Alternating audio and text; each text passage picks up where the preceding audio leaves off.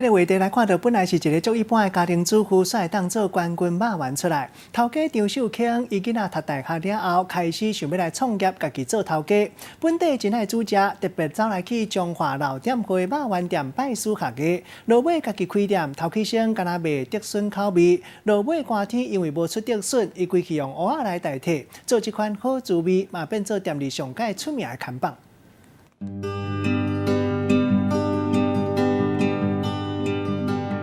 一粒一粒把煮的肉丸，伫个油鼎内底安尼呛呛滚。这间的肉丸伊毋是用低温的，若要上刀进前，都要先煎过2遍。我第一次炸的时候是让它中心热，第二次的时候就是让它的外皮酥脆。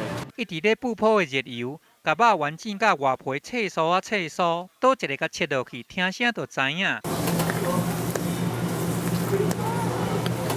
甲煎开了后，看内底实在真有料。这粒肉丸内底包的是较罕你看到的蚵仔内鸭，有这个包甲满满的猪肉甲蚵仔角。若想讲要食较清爽利口的，会当来选这款用吹的。甲看伊的外皮安尼吹甲骨溜佮透清，食着袂烂下。嘛会当来甲选择这款甜甲吹豆豆来甲食，嘛真有滋味。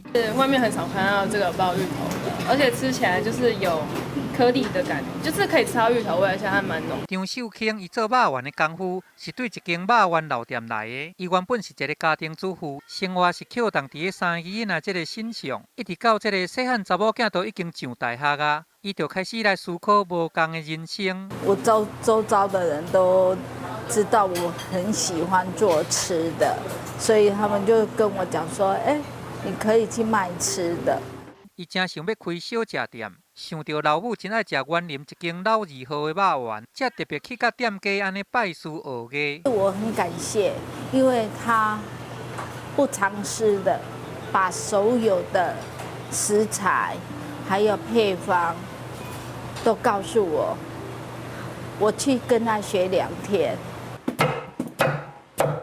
开2天，就甲手艺甲学转来，靠家己的天分和半个月面前咧试验，肉丸店就正式来甲开。拄开始是卖这个竹笋的口味。竹笋冬天量少，而且成本又高。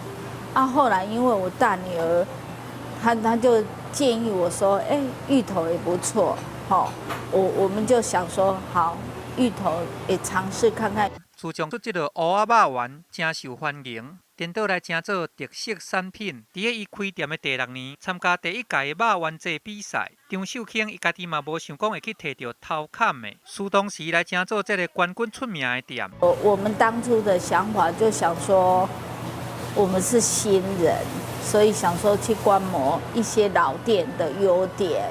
因嘛袂因为安尼就较松人，规家伙也是安尼靠较面前咧做。互这个好滋味，遮侪年来，伊的人气是安尼呛呛滚。记者综合报道。